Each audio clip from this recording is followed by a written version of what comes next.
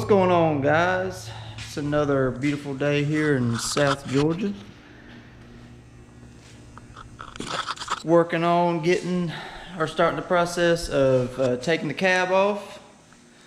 I've already started just here just a little bit ago. I've just drained the coolant, took the intake off,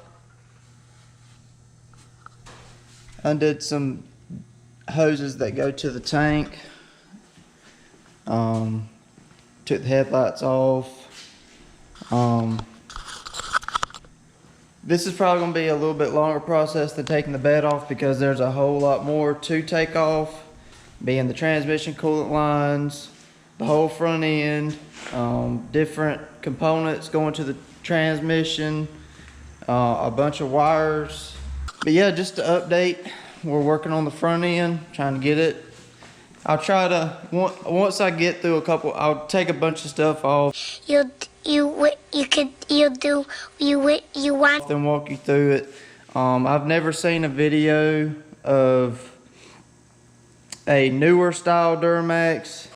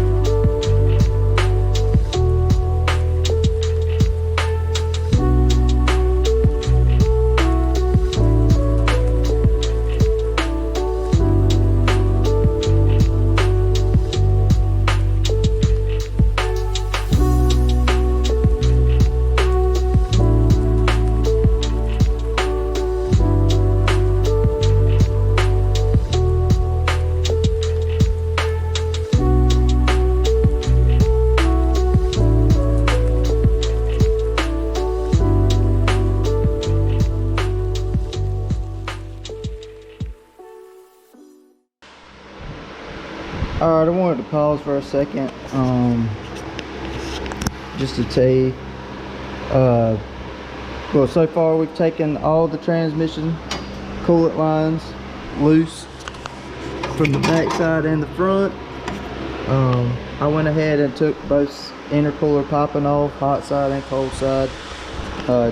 Took the fan shroud top piece off. I've taken all the bolts out of the piece that goes around the fan shroud, and now I was going to show you this if you were doing this at home and didn't have the air tools that take the fan off. If you got the right wrench to go over it, you can tighten the belt up with a clamp and then tap this over with a hammer and it will come loose if you're doing this from home and don't have the right tools. I do this all the time. This wrench right here was actually made just for Duramaxes. It fits perfect. So that's what I always use. So just wanted to show you this little trick.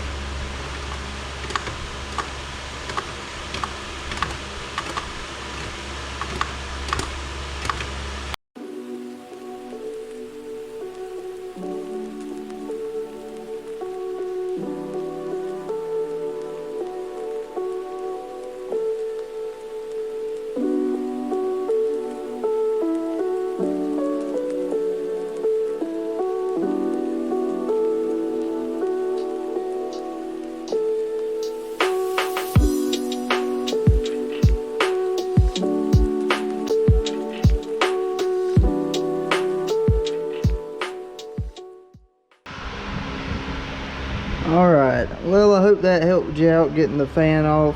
It's that easy. But yeah, now we got the belt off, the AC compressor. We pulled it, we wrapped it back over here. Now the next thing to do is disassemble the master cylinder, and then we'll go back up under the truck and start disassembling the transmission.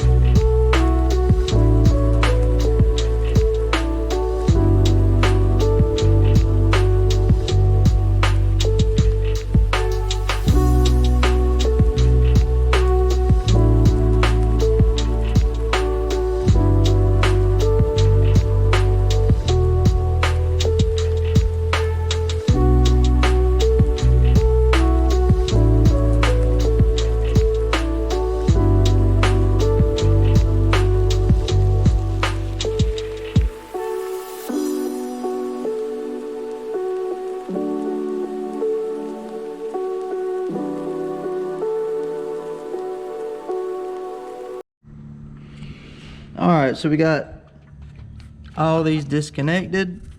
We had this one on top and this one over here that run down. And I thought it was this one, but this one just runs to this box, which is connected to the body. So that one doesn't need to be removed. Then I come down here and realize that there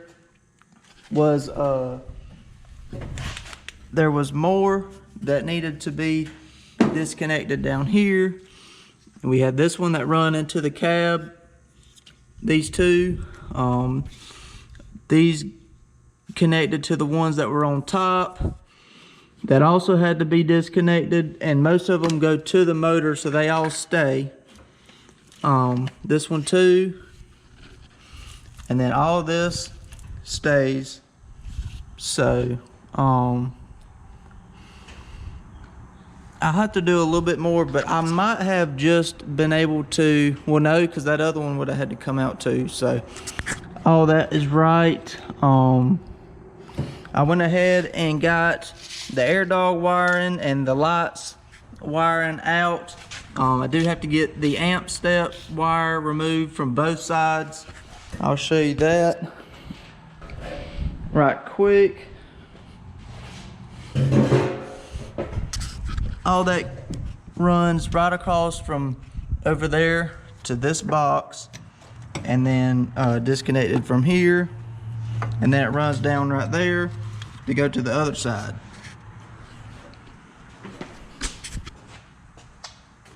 It isn't that neat, so we are going to try to run that just a little bit more neater.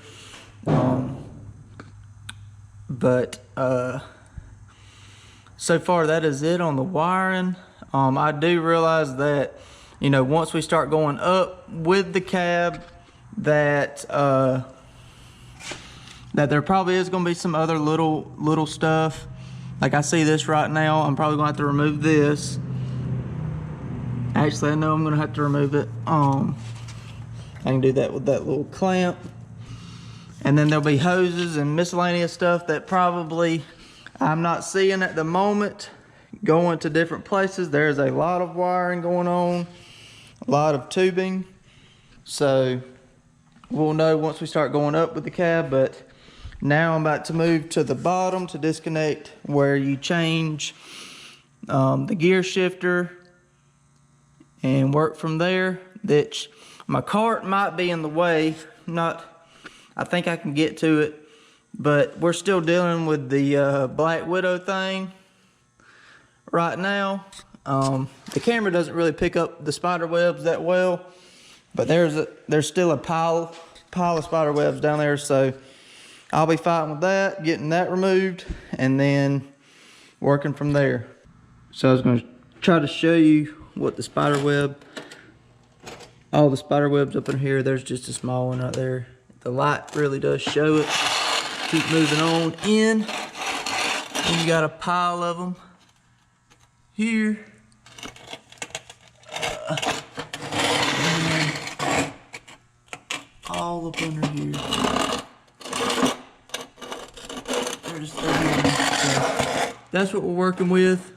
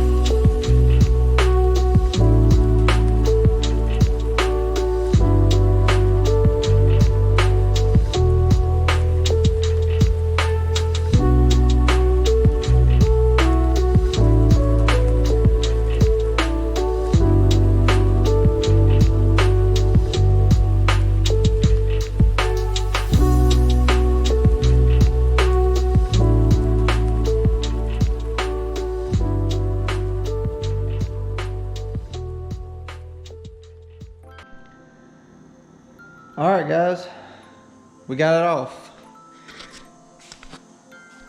Me and my buddy Eric, we spent the last, I don't know, hour going over everything, taking the bolts out of the body bushings and into the cab. It did take us about 45 minutes to actually get this thing all the way up. because we were just going over different wiring. All the wiring that's hanging down, as you can see, like this, that goes to the amp steps, and then the rock lights and the brake cable, which is, you know, I'm gonna hang all this up, but everything else, this is for the amp steps. But so we had to go over all that. There was a couple other wiring that had to be removed. As we were going up, we realized it. Didn't disconnect the heater hose whenever I first talked about it. The alternator wire that goes down to the starter, or the starter, and then the alternator power or hot wire, and also didn't disconnect from the computer. All these different wires that we seen that as we were going up, and to the power steering pump itself. A lot of, I didn't get to, we were trying to focus on getting all this, so I didn't really get a chance to stop and talk about it, so I figured I'd talk about it, and we got it off. Big shout out for him. He just showed up while I was working on it, and I guess luckily that he did, help me out a whole bunch, and I appreciate that a whole lot, for coming out and helping me. Out of nowhere, he was headed home from work and just stopped by the shop to see what was going on with it. So yeah, we got it up. Now it's time to figure out what we're gonna do to get the motor off and the transmission. I am pulling them separate because I do have to put a new wiring harness in the transmission.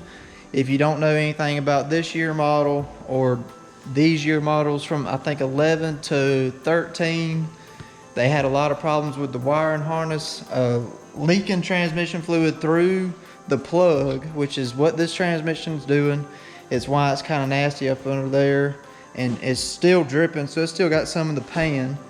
So I need to work on the transmission itself while it's out. So I'm gonna pull that separate, and then pull the motor. Pulling the cab wasn't that bad. I'll definitely try to get better footage whenever we're going back down with it. But everything, like I was saying, the starter, power wire, or the hot wire, and the alternator hot wire, the heater core hoses, I didn't disconnect those at the time.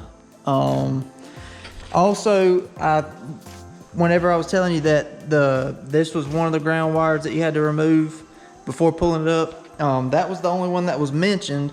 But I guess on this truck they added another one on this part, so that's the other one. I didn't see it till we were actually going up, and it actually pulled it out of the wiring, black hose that they use. Can't think of the name. But besides that, we had to do a lot of, we had to constantly go up and down trying to figure out what all needs to happen. This was a big not wanting to come down at first, but it was hooked on the wires that I was saying had to be disconnected. But once we disconnected that, everything kind of went easy. Just takes a little bit of time. I would definitely say that Fords are a lot easier. I guess they're built for that. These Duramaxes, they just ain't. And I've done multiple head jobs on them, and really you ain't got to remove the cab to do head gaskets on a Duramax. But yeah, that is getting the cab off. So if you like the video, please like and subscribe. Always, it helps me out to keep going. So I appreciate it. On to the next adventure.